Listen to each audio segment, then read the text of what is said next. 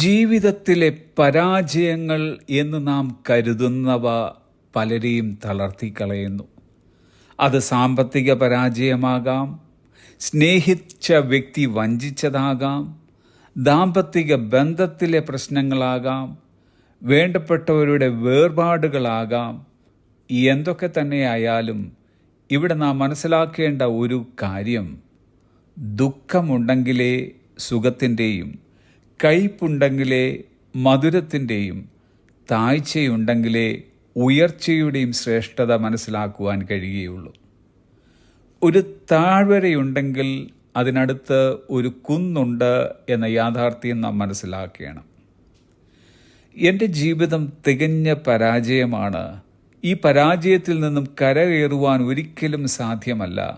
രക്ഷപ്പെടുവാനുള്ള ഒരു പഴുതുമില്ലാത്ത അഗാധ ഗർത്തത്തിലാണ് ഞാൻ വീണിരിക്കുന്നത്.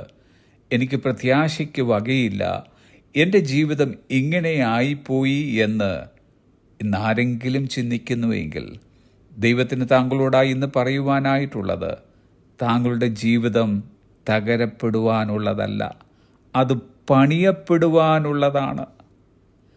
ഇന്ന് ഉറക്കെ പ്രകാരം പ്രഖ്യാപിച്ചാട്ടെ, ഇല്ല, എൻ്റെ ജീവിതം ഒരു പരാജയമല്ല.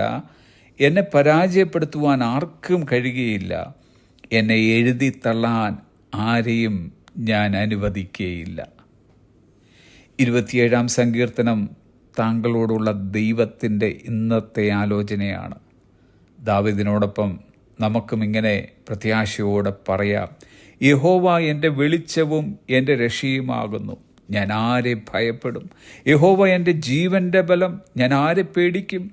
ഒരു സൈന്യം എൻ്റെ നേരെ പാളയമിറങ്ങിയാലും എൻ്റെ ഹൃദയം ഭയപ്പെടുകയില്ല. എനിക്ക് യുദ്ധം നേരിട്ടാലും ഞാൻ നിർഭയമായിരിക്കും. അനർത്ഥ ദിവസത്തിൽ അവൻ തൻ്റെ കൂടാരത്തിൽ എന്നെ ഒളിപ്പിക്കും. തിരുനിവാസത്തിൻ്റെ മറവിൽ എന്നെ മറയ്ക്കും. പാറമേൽ എന്നെ ഉയർത്തും. എൻ്റെ അപ്പനും അമ്മയും എന്നെ ഉപേക്ഷിച്ചിരിക്കുന്നു, എങ്കിലും യഹോവ എന്നെ ചേർത്തുകൊള്ളും. യഹോവയെങ്കിൽ പ്രത്യാശ വയ്ക്കുക, ധൈര്യപ്പെട്ടിരിക്കുക. നിന്റെ ഹൃദയം ഉറച്ചിരിക്കട്ടെ, അതേ യഹോവയെങ്കിൽ പ്രത്യാശ വയ്ക്കുക. ചാരം മൂടിക്കിടക്കുന്ന ഒരു തീക്കട്ട ഊതിയാൽ എന്താണ് സംഭവിക്കുക? കെട്ടടങ്ങിപ്പോയി എന്ന് നാം ചിന്തിച്ച തീക്കട്ട ജ്വലിക്കുന്നത് കാണാം. നിരാശയാകുന്ന, ആകുലതയാകുന്ന, ഭീതിയോ ഭയമോ ആകുന്ന നമ്മിലെ ചാരത്തെ വിശ്വാസത്താൽ നമുക്ക് ഊതിമാറ്റാം. കർത്താവ് നമ്മിൽ കത്തിച്ചതായ വെളിച്ചം നമ്മിൽ പ്രകാശിക്കട്ടെ. ഉള്ളിലെ തീ പഴയതിലും കൂടുതലായി ജ്വലിക്കട്ടെ.